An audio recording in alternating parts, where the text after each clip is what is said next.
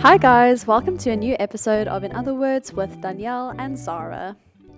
So this is a podcast where we talk about a wide variety of different subjects, from conflict to spiritual gifts. So in other words, we talk about All the things. So It's true, very bestie. difficult to get that on Zoom at the Synced. same time. I know. Oh well, we tried. We try. And if you don't like it, then just skip. I don't know. Skip ahead of the intro. But you're also not allowed to. No, So, because then how will you sorry. know what we talk about? Exactly. Okay, Zara, before we start with our topic, which is stereotypes, I want to know, Ooh. Zara, how are you doing today? I'm okay. I'm a bit bleak and weird. I don't know how to... What am I talking about? I'm Bleak and okay. weird. That's Zara. Yes, I'm okay. Yeah, I prepped for this podcast today. I went to fetch my roadworthy certificate and my documents that say that I'm a car owner, which is just absurd. Ridiculous. And I went to a school to speak about Jesus. And Nice. yeah, so no, it was good, but then it wasn't good. It's not bad. You know. How I are know. you? I am well. I So glad. thank you. I went to work today in town. Traffic was horrendous because it was raining this Aw. morning. And it was People weird. can't drive in the rain. No, exactly. And it wasn't Hilton, you even raining don't have hard, eh? electricity in the rain. So the fact that Yeah, it's that raining sucks. right now and the electricity is still on, let's just pray that it stays. It's that way. amazing. It wasn't even raining hard this morning. It was literally like a drizzle more than Drizzling. anything. Anyway, I wasn't prepared for it to rain though, because I looked on Google Maps and it said that it wasn't really going to rain, or by the time I got to town it was going to stop raining. So I didn't even take a raincoat. But I mean, it's fine because the walk from my parking to the office is so short. So not a big deal. Okay. And Alright. if you know Drew Barrymore, she would tell you that you should never miss an opportunity to go out into the rain. That's what she said. When did she Drew say Barrymore. that? It's such a cute video. She recorded herself going into the rain and she was like, don't miss this opportunity, something like that. Anyway, she's so cute. Yeah. She is very cute. Yeah. And then what else? Oh, yeah, I had to go fetch Devin because he thought that he had left his car keys in Stellenbosch and he'd gotten a lift from a friend's house. So he couldn't drive back to his own home. So I went to fetch him. Luckily, not a far drive from my house. We got back to my place because his mom had to come fetch him because he didn't have his house keys. His house keys were in his car. Then he opens his bag and sees, oh yeah, his keys were in his bag, but like behind his laptop. So anyway. But That's now how we it are goes. fine and we are recording. Yes, it's It all does good. be For a like second, that I was like, if this sometimes. podcast doesn't happen, because I'd like already started making notes. I was, Excited. being prepared. Yes. Yeah. Yes. We're I was keen. excited. I think it's going to be a We fun are excited. episode. Me too. So I think maybe you could just start and tell us what a stereotype is, and then we'll go from there. Because is it a type of stereo? No, it is not, unfortunately. So a stereotype, as it says in the first thingy that comes up when you type in stereotype definition, The thingy. is the first little Intelligent. search thingy. I'm very intelligent, actually. Yes. Thank you. That's a stereotype about me. So it is a widely held but fixed and oversimplified image or idea of a particular type of person or thing. And a lot of definitions, if you read them, they'll say these are often not really based on fact. Yes. Stereotypes, from what I remember from psychology in first year, is often based on your own experiences in the world. So if you have a certain experience with a certain kind of person, your brain sort of categorizes it as exactly. So like, Yeah. all people like this must be this because of my experience. So not Yeah. really based in fact at all. It's not even always just based on your experience. It's just if you hear something a few Yeah, times, then you internalize it. Yeah, and like your brain loves, what's it called? Positive Reinforcement? No. I'm thinking of a certain Because word. my It's brain like, loves that. yeah. I'm glad. Yes. Or maybe not. I don't know. Affirmation. Could be a good or bad Affirm thing. me. Yeah. So you're like your brain. I literally can't think of the term, but it's like when you already hold a certain idea, and then Is your it brain not also positive reinforcement? no. And then your brain looks for things that affirm this. It's Yes. it's a certain term. It'll come to me at some point, but All right. you know what I'm talking about. So Yes. Okay, so what we did is we looked online at a bunch of stereotypes and we decided to put them up on our stories on Instagram. And this is the perfect opportunity to tell you that if you are not following us on Instagram, you are missing out. like, what are you doing with your Because time? You are helping us collect data for our Exactly. podcast. You get to have a Exactly. voice. So follow us at in other words _podcast. Thank you for that shameless plug. So the stereotypes that we use were mostly from this article from Best Life Online. So anyway, credit where credit is due. Indeed. So we took a bunch of polls, basically asking you guys if you agreed or disagreed with these stereotypes. And I'm glad to say that most of you have correct opinions.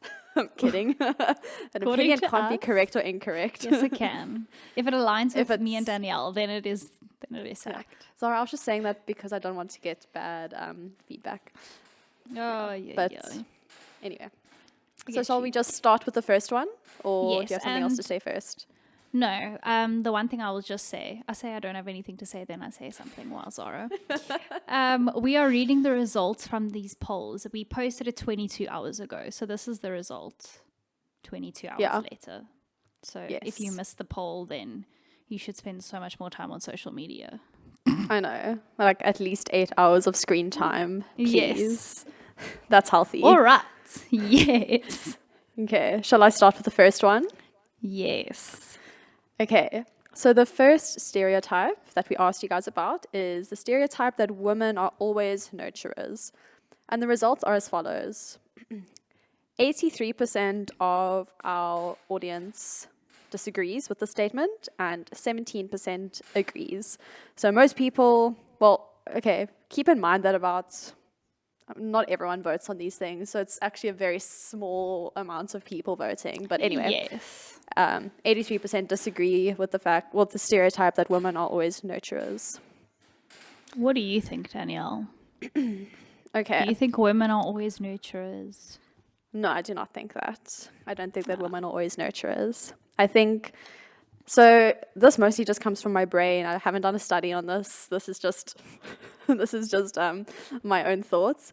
But I think the stereotype largely comes from the fact that traditionally women are like the primary caregivers. So, women have children. Historically, they have often stayed at home with these children. They've been the homemakers. They're nurturing people. And the only thing I have to say is that correlation is not causation. So women have been, I'm not going to say made to stay at home, because obviously a lot of women like to stay at home, have liked to do so. And so naturally this gave rise to the stereotype that, women stay at home, women raise children, women look after people. So obviously women are naturally more nurturing than men are. But this is not necessarily true. And interestingly enough, I saw this the other day that, we've all heard of like the maternal instinct, Yes. But this is actually more of a myth than anything else, because people think like, once you give birth, your maternal instincts immediately kick and you just know what to do. But I mean, most women have said like, no, I've not known what to do. They really only know what to do once they've spent time with the baby. They sort of learn what the baby You learn on the needs. job and you get to know your baby. Exactly. And also like the idea of a maternal instinct sort of implies that men could never have this connection with the baby that a woman can. But this is also not true, because a man or whatever can still develop those same sort of instincts as a woman if they are the primary caregivers, if they spend a lot of time with that child. So that's what I have to say about that. Yes. No, I agree. And I think this is something you'll hear in like every second episode that we do, but it's because of the patriarchy. Because it really is. Yeah, so there's no biological, because I did some Googling. Let's just not say that I did in-depth research. I Googled. No, I didn't either. Yeah, but there's no biological evidence that women are more nurturing. I will say, though, to your point of this whole maternal instinct, I don't think it's so much a maternal instinct, but I do think there might be something that just happens naturally because a woman carries a baby. Hormonal things. Yes, yeah. So she's carrying the child. So it's in a sense like she's maybe more attached to a child initially, and so she may appear to be the more nurturing one. But again, I completely agree with everything you said. Thank you for that, Zara. Also, if you disagree with things we say, we'd love to hear why. Yeah. And yeah, I mean, like, I can say, like, from someone who's been sort of raised in a home, like, my mom has been like a stay-at-home mom, and it's been like really nice to have that.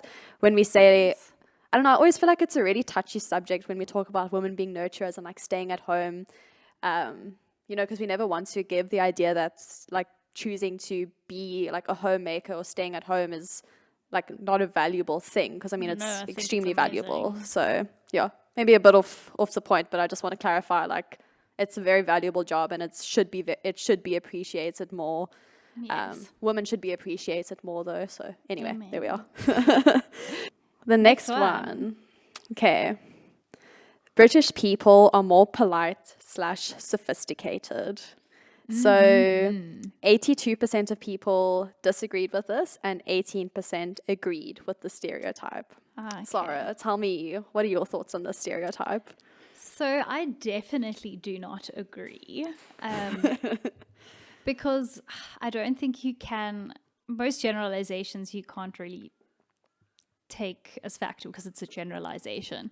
But I think that people have a very limited or narrow idea of what British is. So people 100%. Think British and they think the royal family, the queen. Literally. Whereas she makes that kind of very, I want to say, classy Downton Abbey vibe of British people.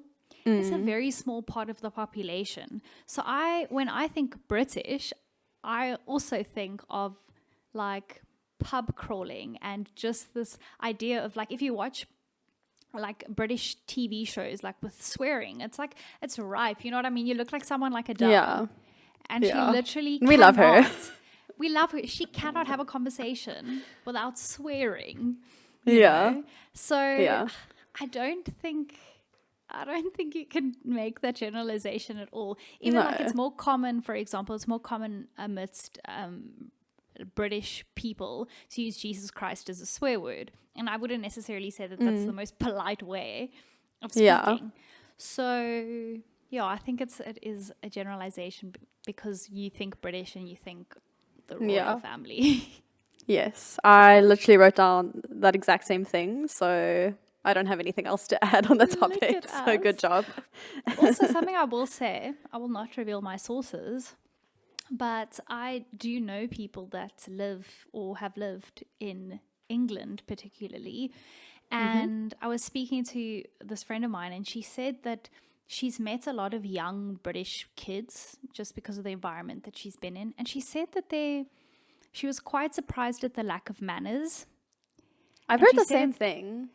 And again, like, it's obviously the environment that she's been in, the specific kids she's been like exposed to. But she's like, do I want to have kids in this environment?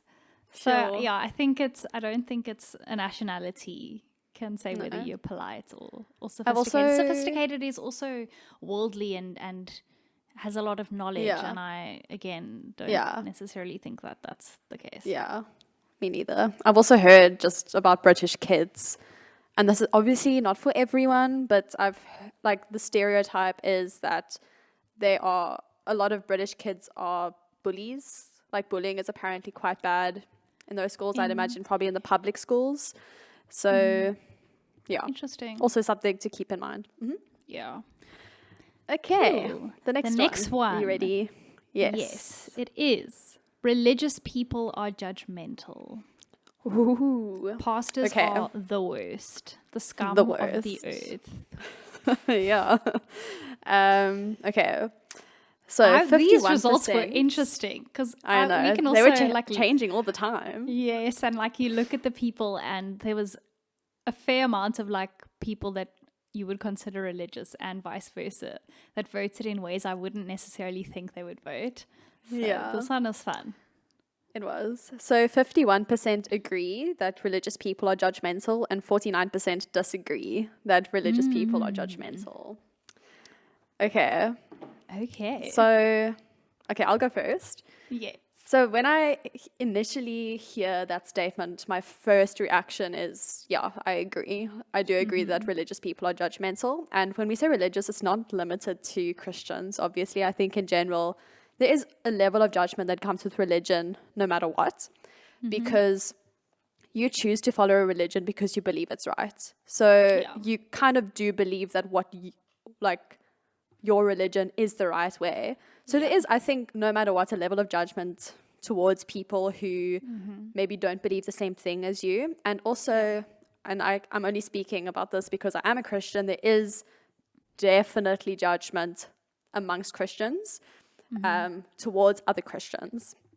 And obviously it is, I think a lot of people justify that because they say, oh no, we need to hold our brothers and sisters in Christ accountable. And it's like a righteous judging. And I'm like, okay, are you judging to be helpful or because you like to judge? Anyway, and I also think this is my last thing to say, just because we shouldn't judge. So I think when religious people maybe read the statement that religious people are judgmental, they think, oh no, but like we're called not to judge, so we're not judgy. But like just because we shouldn't judge doesn't mean we don't judge. So yeah, those are my thoughts. I mostly agree with the statement. Obviously, not everyone is judgmental. So yeah. Now you go. I think that also religious is quite an interesting term.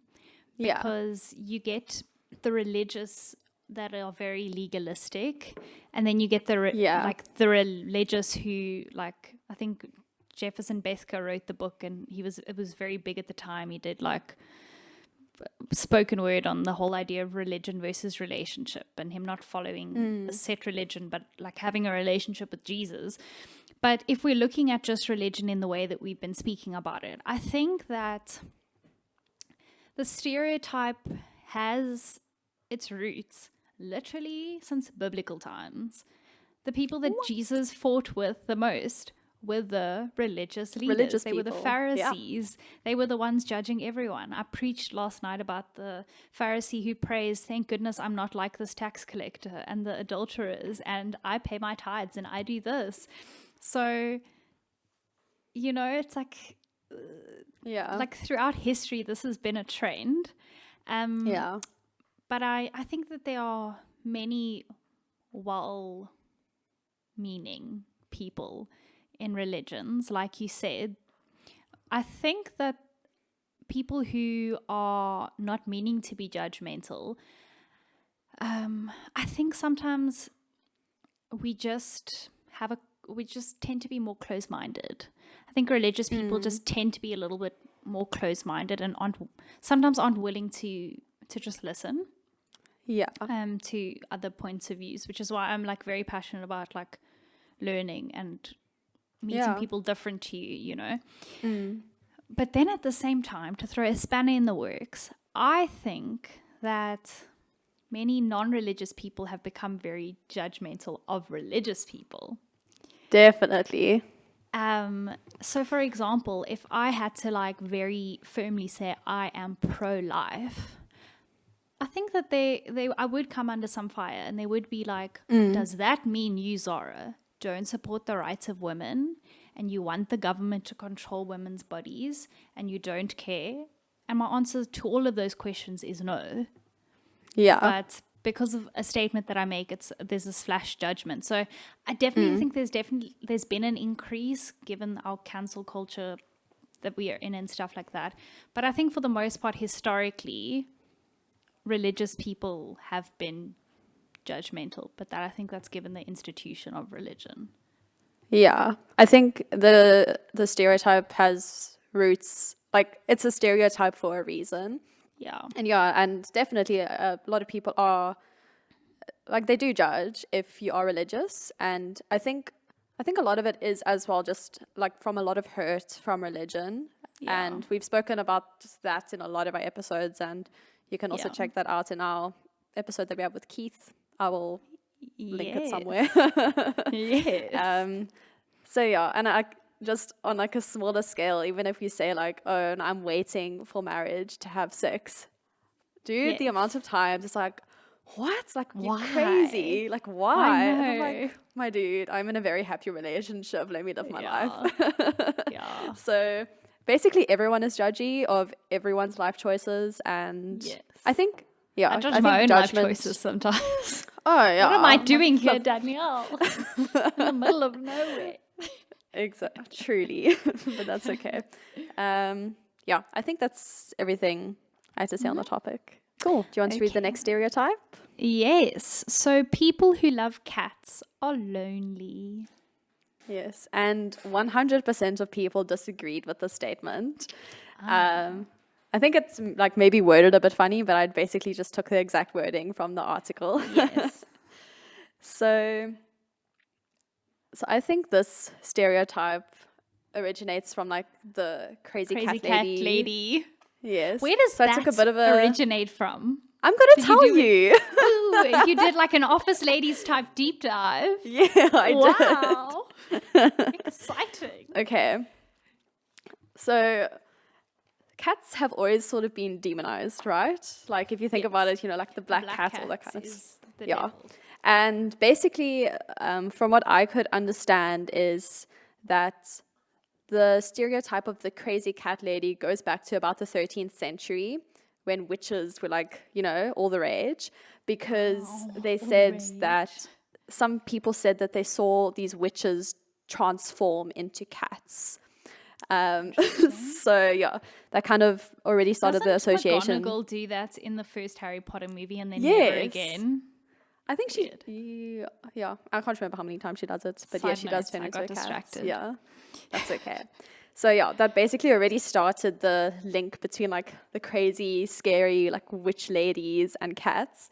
And then we also saw the Victorians sort of switched witches for the old maid stereotypes. So like, oh, the spinsters have cats, you know, like the old maids have cats. Like there was always that sort of link. Yes. And then in the 1800s, with the rise of the suffragette movement for women's rights, I think it was, that's what the article said, 1800s. I don't know. But anyway, basically with the suffragette movement, cats were used in anti-suffragette propaganda. It's basically portraying women as these silly, useless, and catty and ridiculous women who are trying to assert themselves into politics. Yeah. And so basically, like, that's essentially where the link has come from. And obviously we know that crazy, when referred to as a woman, has certain connotations. Like women are often called like crazy. Yes. And another theory, which is quite interesting, is that the crazy cat lady comes from, originates from this, not originates, but it's linked to this parasite called Toxoplasma gondii or something like that, and this is carried in cats' stomachs, and it actually affects 30 to 60% of people, and this parasite causes changed behavior. So they're saying like women or people who live with a lot of cats can become crazy because of the certain parasite. And also just Angela Martin. It all makes sense now. Yeah, and also obviously like when you think of a crazy cat lady, you think of someone like literally draped in cats, and she is a hoarder and she has so many cats, and she has no husband. She's lonely. Nobody wants to go to her house because of her cats. Yes. So, yeah, and I think that's basically where the idea like that lonely people like cats comes from. So So the first note I wrote was the crazy cat lady thing. Interestingly enough, though, if I were lonely, I would get a dog. Yeah. Because a dog would love me and spend time with me. Yes. What's interesting is I actually think people who, and this is maybe my generalization, is cats are very independent, like by nature, you know, they aren't super dependent on humans compared to like dogs, for example. And so I feel like owners of cats are probably also independent in that sense. They don't need the attention from their cats all the time. So it's interesting that they would be associated with loneliness when it's kind of the opposite. It's more just independent sort of thing. But and like cats are less social, so maybe that's why their owners are less social. Less social does not mean lonely, just so you know. So true. But there was a study that said that of 160,000 people, a study was conducted, and it said the people who own cats are more lonely than people who own dogs. Oh, really? However, upon further research, I realized that this study was conducted by Facebook. Oh, yeah, that means nothing, unfortunately. That disqualifies it. So we'll never know the truth. An entity did the research, and I was like, no. Show me the peer review. Yeah. Exactly. Yeah. It's all very interesting. Indeed. Okay. The next one. Yes. Americans are rude. The most rude. So we got 44% of people who agreed with the statement and 56% disagreed that Americans are rude. Okay. Okay, do you want to go first? As an American, Let me know your I would be so thoughts. offended reading that stat. Well, luckily you're not American. I'm not. So you can give us the truth. So this is my own brain thinking out loud. But I think that Americans tend to be louder because generally, if you are in a foreign country and you're sitting in a restaurant, American people will always be louder. I think it's just you can hear them from a mile away. Yes, and I think That's it's a stereotype honestly just, as well. I think you can honestly just, obviously in the environments they grow up in, they naturally just speak louder, the majority. So I often think that loudness can be grouped with rudeness. With rudeness, like being very self-centered, which essentially is rude. Yeah. So I actually think that like the volume of their speaking plays into it a lot, which is strange. I also think so. Yeah. And then also two things. Number one, most of our mainstream media comes from America, right? Yeah. Yes. And then second of all, most of our media is negative because, I mean, that's what people remember. That's what you see. The headlines you see are negative. You'll always remember the negative before you remember We're the drawn positive. to catastrophe. Yeah. Yes, we are. And so if you link those two things, then it's American media is maybe negative, but we are saying that the media is an accurate representation of the entire population. And I don't think that that's fair. Yeah. Yeah, I also think so. I wrote here that I think Americans are maybe more annoying for people. So like I wrote, they seem to be like a lot louder than other populations, often more entitled and ignorant. And this is often willful ignorance. A lot of Americans, unfortunately, just do not bother to learn about the rest of the world, which I think which is also a stereotype, but anyway, I'm allowed to say what I want. Yes. And so I think that comes across as like self-centered and selfish and annoying. And so you can't really say that one whole nation is rude. We did get a response from someone saying that Americans are some of the kindest and most generous people, and I don't really agree with that either. I think, like, once again, you can't generalize a whole population. Especially I especially don't really agree with the fact that they are generous, because I think American culture is incredibly capitalistic, and that I was ultimately gonna say the whole entitlement thing comes down to, like, when you grow up in a very capitalist environment, you are naturally selfish. Like, we are selfish as humans, and that just adds to our selfishness. It's all about me. And also, like, when you look at America just as an entity, as like a nation. Like we see wars, we see aggression in like international politics and just general selfishness just from like an international relations stance. I'm like, yeah, I guess why people would have, I can see why people would have like a negative perception of Americans. But once again, I know Americans, I have family who live in America and they're wonderful people. I will say, I did go to America about 4 years ago now, and there was this very like, just very tense. It's very tense there. I don't know what it is. And like, Really? I was in You were in both New York Denver. and like Colorado, and it just felt very tense. And I mean, it could be related to like general fear about, I don't know, like guns or something, or just the political situation. Yeah. So, but that's a topic for another time. And people were like weirdly angry, like shouting at people, like if they, I don't know, like more road rage, I think, than Interesting. yeah. That's what my perception was. Another thing is I also think it's a cultural thing and what people deem as rude. So for example, 100%. we might grow up, or someone might grow up in a culture where speaking up is considered disrespectful, whereas in a lot of American circles, just from what I've seen, people are encouraged to speak up, and too many people probably do speak up, but that can be deemed as rude when it's not necessarily the case. And also, like, I was doing some research, and like the idea of tipping a waitress or whatever, we see that here in South Africa, but that's also very much a thing in America. Like, they tip busboys, they tip everyone. But in a lot of Asian countries, so like if you were in Japan and you tipped a waiter, that would be very disrespectful, because that would be I've heard the same thing. That would be a sign of your thinking that that the restaurant is in financial like turmoil or whatever.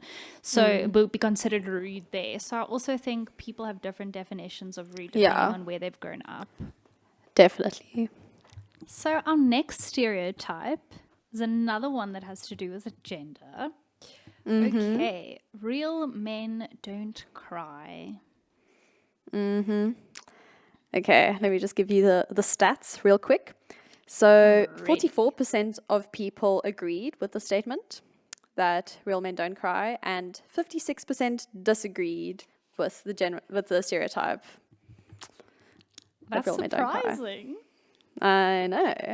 Okay. Oh wait, no. I'm looking at the wrong stats. I was gonna Looking say, at the wrong dude, stats. I'm so surprised. I know. I was reading it and I was like, this is not what I saw earlier. Disappointing. 97% disagree. Okay. I was so worried. I was like, 3% who agree. are our audience? I was so confused as I was reading it. I was like, wow, things have changed a lot since the last time I looked. Okay, cool. Yes. So thank goodness. Thank I'm so sorry for the emotional turmoil that I just caused. Oh my gosh.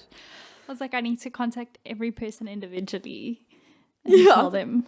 What are you doing? Okay, Anyway. what do you think about that?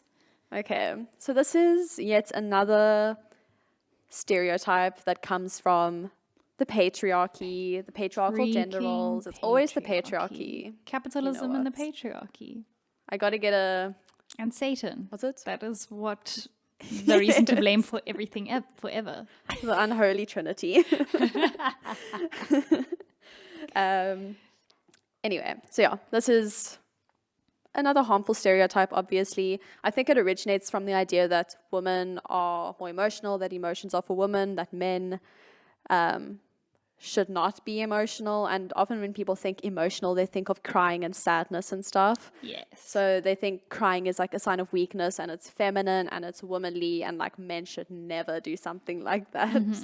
And yeah, I say it's harmful because like expressing your emotions, and like a lot of people, both men and women, like a lot of both genders or like sexes struggle to cry. It's not necessarily more of a gendered thing, I don't think. Yes. And yeah, like if you're telling people that they can't express their emotions the way they want to or the way they feel, like that's how you end up with a mental health crisis. Yeah. So For just think sure. about that.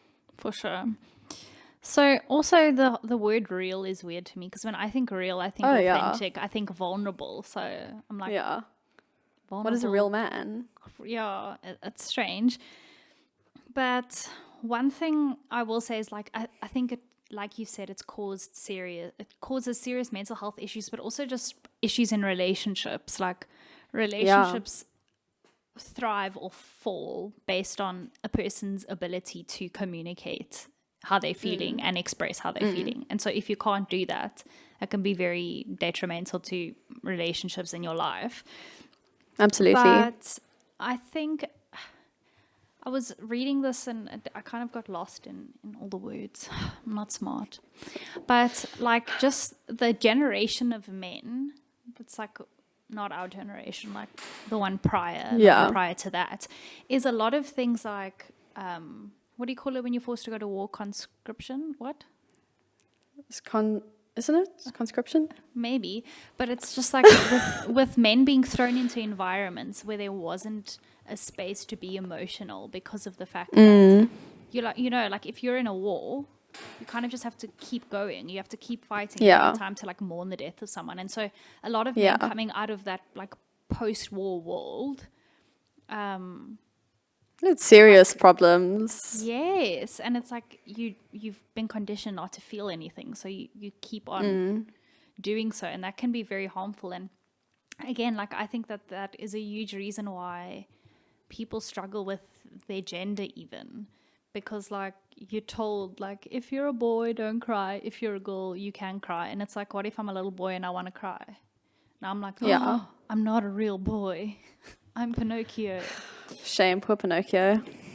So I think that there's that. But there is a biological explanation for this stereotype. Ew.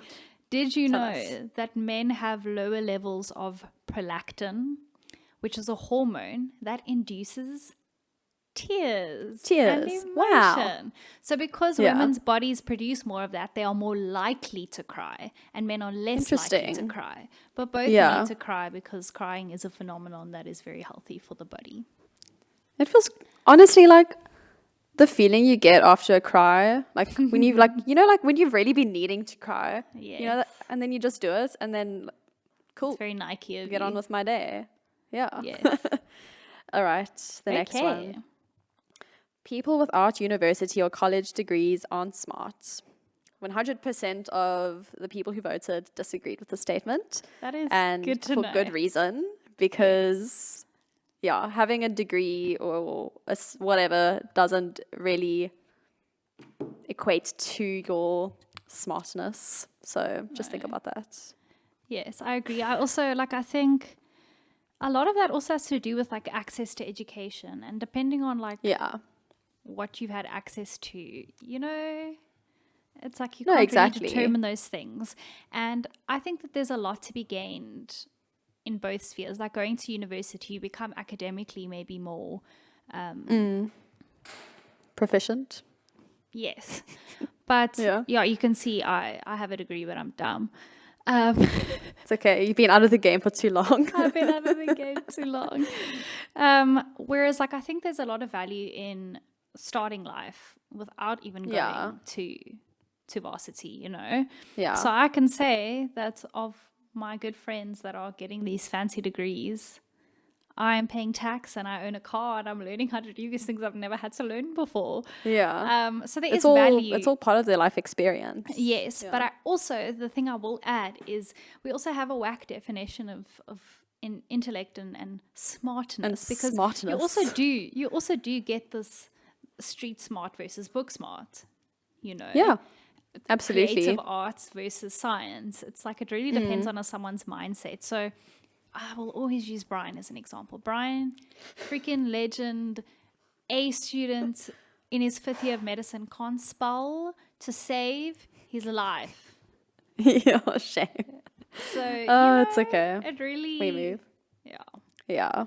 One thing I did write down is you don't need a degree for smartness, but you often do need multiple degrees, let's say, for expertise. Yeah. So yeah, I mean, I cannot call myself an expert in anything because I've not studied a certain topic in depth. You're a podcast you can expert. 100%. I think you can definitely become That's true. You can definitely become really good at something without having a degree, but like in terms of just knowledge on a certain subject, having a PhD in particular can be very helpful. Yes. But yeah, not a what is smart even? Anyway, next topic. Okay, the next one says that wealthy people are snobs, and 13% of people agreed with the statement, and 87% disagreed with the stereotype that wealthy people are snobs. Tell me what you think. So I think that being wealthy can be dangerous because the Bible says that money is the root of all evil. And I think The love of money. the love of money. Ooh, yes, that's true. Look at you correcting my theology.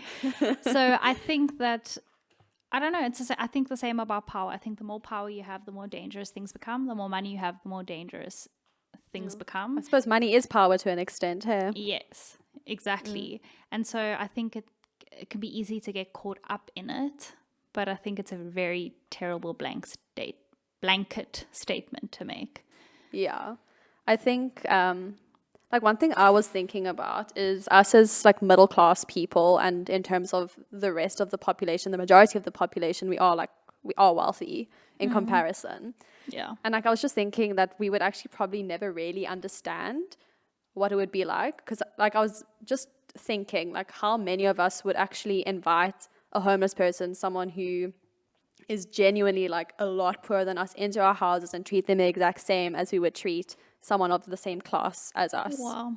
You know what I'm saying? Wow. So I think like we Yeah. would never really know what it's like if wealthy people are snobs or not. I'm personally not friends with any billionaires, so can't say much about that. But yeah, I think there is a level of classism, but obviously wealthy people can be wonderfully generous, and that's something to take into account as well. Yeah. Yeah. But I think there's a verse in Proverbs that speaks about how it says like, Lord, give me neither riches nor poverty. Like, Just let me be let me just be settled and comfortable. in the middle. The one thing though is I think, and again, this is just me and my brain, I think if you grow up in wealth versus earning your own wealth, I think it's very easy to adopt an entitlement mindset.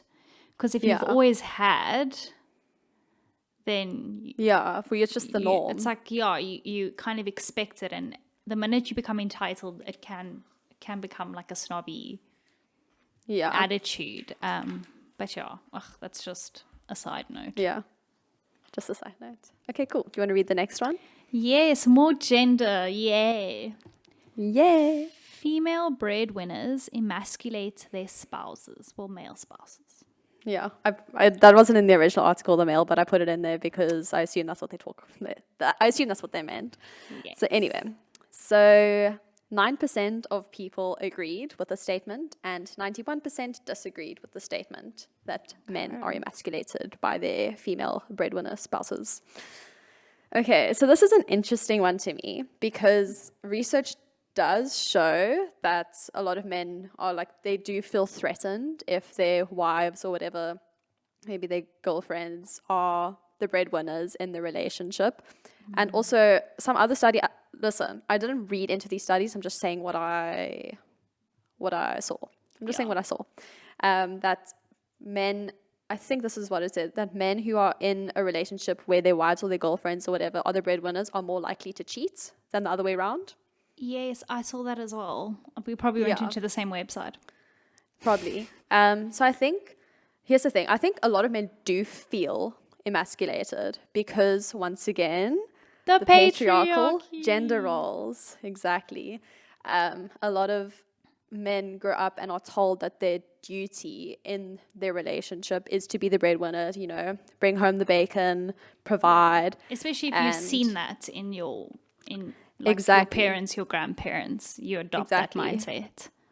So the minute your wife or your girlfriend or like someone who you're told you're supposed to look after, the minute they essentially start looking after you in terms of finances, like I think you are bound to question your role as a man. Yeah. But I think this is not necessary. So I think while they might feel that way, I don't think they should feel that way. Although, like, I don't want to gaslight anyone. You know what I'm saying? Yeah, you may And I not think feel like this that. Yeah, I think this idea is definitely changing as women are entering the workforce more and more and, you know, taking up higher level jobs. And you know what I was thinking? Like, in this economy, who are you to question who's bringing home the money? Like, I in was this going to economy. say, like, we kind of live Sheesh. in an economy where, like, you kind of have to have both spouses working anyway, Yeah. you know? Like, if I got this amazing job opportunity where I was earning more than my husband and he was like, no, sorry, like, that's too embarrassing for me, I'd be like, do you not want to live well? Like, what? I don't understand. Yeah. So for me, the one thing I will say is it's a pride issue. It's not a woman's issue. Yes. If you Fragile as a masculinity. guy, yeah, if you as a guy struggle with the fact that your wife, your girlfriend, or whatever is earning more, that's on you. That's not on her, you know? And the one thing I'm going to say, and maybe some people criticize me for this, but I think we should be sensitive to guys if that's the culture that they've grown up in. So this will never be the case with me given my line of work. But if I were a millionaire, unless I'd become a prosperity preacher, so I've got that going for me. Yeah, you have that option. But, yes. But if I were earning more and my husband felt threatened, like if he expressed that to me, I would very calmly explain to him, you know what I mean? Like you communicate about things like that. Yeah. You know? So Absolutely. yeah, it's like I understand that this is the culture that you've grown up in and you feel like this is your role. And I'm not taking that role away from you per se, but let's just think about this rationally, you know? Like you don't have to lord it over your husband. Look at you being rational as a woman. What? You don't have to lord it over your spouse. Also, another bizarre idea is, especially if you are a Christian, you believe that when you get married, you become one. So his finances and her finances are your our finances. Yes, exactly. Marriage is communism. Yeah. Exactly. So I'm going to be cancelled. I am not saying don't sign a prenup, but I am saying that, like, if it doesn't matter who's bringing it in, like, that is ultimately your money and you guys have to now be good stewards of it. You know, it's not like, I don't know, I think it can be very dangerous if you're in a marriage where one spouse is like, no, this is my money, don't take it, and the other one's like, no, this is my money. It can be very difficult to probably just like run a household and stuff like that. So yeah, I think like if we can't I think, say that Janie spends all of Simon's money, because Janie's it's her money. Simon's children, and it's their money. Exactly. And I feel like it's often put on women, like, oh, you've got to make your husband or your boyfriend, you've got to make him feel like a man, like you got to like enforce, like affirm his masculinity. And I'm like, if he's not affirmed in his masculinity by himself, like there's nothing I can do about that. I'm not going to make myself less so that he can feel more like a man. You know what I'm saying? And like you can, like, just being a man, like if you want to be like a masculine kind of guy, you can just do that. Go you to know, the gym. like it's all about you. Don't make it my problem. Go chop some wood or something. I don't know.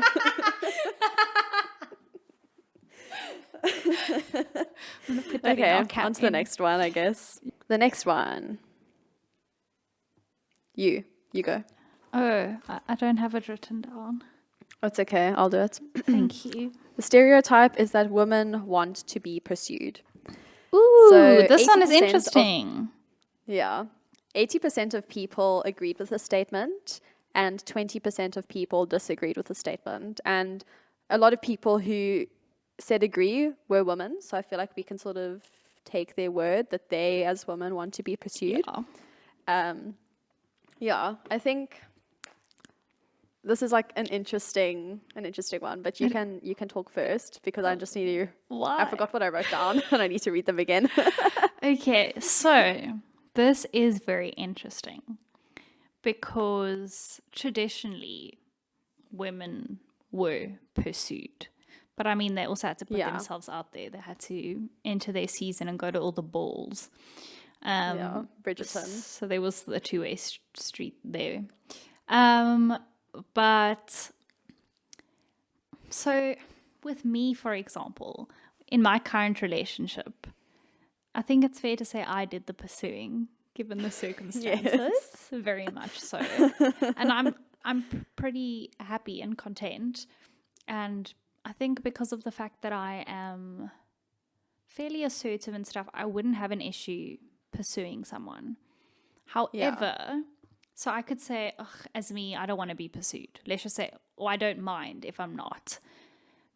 However, I don't want to propose one day. Yeah. So then it's like, I know it's a different but thing. I feel like proposal isn't necessarily pursuing, though. No. You know, because like the pursuing's done at that point. Not that you can stop trying, but like you don't need to. You don't need to pursue. Pursue. Yeah, I think it just it's nice to be pursued, you know? I think so. It's nice to know that you want it, I think. And one thing that I do want to say, and this is something Sheila Gregoire also always talks about, just because one thing is true doesn't, like, just because it's true for women that they want to be pursued doesn't mean it's not true for men as well. Yeah. I think, like, if I were a shy guy and I liked a girl, like... Yeah. Because she wants to be pursued, it's like, I have to take that first step. And that is terrifying. You know? Yeah. So. Yeah. And it's once again, like, it does come down to gender roles. And once again, I think a lot of this is changing. It's a lot about your own personal preference. And I think the one thing that the stereotype is dangerous about is that men often think that, like, they can continue pursuing someone even if they've expressed that they are not interested. So just remember that no means no. This in our episode where Devin was part of the episode. What was it called again? The questions for girls? Yes, questions that guys are too afraid to ask girls. So we did an episode on that and we spoke a little bit about that. God told me I'm going to marry you type of thing. Ooh, dodgy. So you just gotta be respectful. And I think more than pursual, I think it comes down to just knowing that you are wanted. And I don't think that's necessarily I don't think it's exclusive to one gender. Yeah. And the reason that I could pursue is because this person was just madly in love with me for so long that it was like, okay. It's like not even a fight for you. Lol. Okay, cool. The next one. Women in power are cold. So 8% agreed with this statement and 92% disagreed with the generalization that women in power are cold. So I thought it was like, it's kind of funny to think about this statement in terms of temperature, like, oh shame, they're so cold. Danielle, I literally was about to say to you, what determines power? Because I'm always cold. Sorry, you're like the most powerful person in the world, basically. Cool. So I think this stereotype sort of originates from the fact, kind of the fact that women are sort of expected to act in like a less, I'm going to say like in quotation marks, a less emotional or like motherly or nurturing sort of manner, because let's be real, femininity and like traditionally feminine traits are not really respected. Yes, so you have to adopt masculine. Yeah, and like once again, to be taken. When you think of like generally masculine characteristics, you think of someone who's like, I don't know, like maybe a bit more standoffish. This is a generalization. This is not what I think. So I think maybe a lot of women do sort of take on more masculine or colder sort of traits in order to be respected as a leader, and also just to be able to rise in power. But I think once again, like a woman who is in power, who's a leader, can be whatever she wants and act in any way that she wants, even if it's in a more feminine way, and you can be an incredible leader that way. Yeah. So, I think that, again, it's a personality trait, and I don't think that it can be determined. You know what I mean? Exactly. I don't think the two correlate, but I will say I think that, as you said, like women have had to adopt more masculine qualities. I think as a woman, like for example, like let's just say a judge, like in a court of law, I think that you probably have to just kind of be adopt some sort of coldness in order to be respected in your position. It's like we like kind of no live matter in what gender you are. Yeah. And so I think it's just like, what is power as well, you know? Yeah. And like, also, do I like, wield any power because I'm the youth pastor over a bunch of teenagers? yeah. Like, And like, is the woman doing her job? Like, are you saying she's cold because like she's just doing her job? Because like you said, like a judge is sort of expected to act in a certain way. yeah. So like, you wouldn't call a man cold, and they would be doing the exact same thing. Yeah. So the next one is the stereotype that rural people are unsophisticated. So I think by rural they mean like, I don't know, farm people. That's what I think of, farm people. Yes. So do you want to tell me what you think about that? Yeah, oh wait, I'll give you the stats first. Yes. 8% agreed with this and 92% disagreed. Yes, I definitely disagree. This is one that irritates me. So what was the exact wording that was used? Rural people are? Unsophisticated. Unsophisticated. And I also think we have a warped idea of like what's sophisticated and what like classy is supposed to be. Yes. Like, for example, this I feel like has to find its roots in like colonialism. This and idea, classism. yes, this idea that people who live even a non-Western way are like less educated, less important, less knowledgeable. And the truth is that they probably have a very different kind of knowledge, live a very different kind of life, but that doesn't make them doesn't mean that less it's than. worse. Yes. Absolutely. Yeah, I like when I think of rural people, like my immediate thought was just of the so-called rednecks in America. I don't know if that's an offensive term, but I apologize if it is. But you know, like the typical sort of like, you know what I'm talking about. I do. And I think it does. There are a lot of perceptions that these people are unsophisticated. They're not smart. They're not educated. And like I think maybe to an extent, like. In the they Western don't necessarily world, go they through wouldn't be considered. Yeah, they don't necessarily go through the schooling, through the schooling system the same way as people who live in urban areas or suburban areas. I apologize, my throat is very scratchy. I'm sorry. Must have scratched it for you. Yeah, and I think also, no, thank you. Oh, okay. So I also think, like when you think of having like people having different accents, or whatever, like a lot of rural people might not have like a fancy accent or whatever, whatever you define that as, and then that can often be seen as less sophisticated and less intelligent. Yes, exactly. Which is wrong. I agree. Okay. And the one thing I will add to that is I am the polar opposite of what you would deem a rural person. But there's something very admirable to me about people who choose to live a simpler life. Oh, absolutely. So, I don't know. And it's not easy, hey? No. It's a lot of work. Yeah.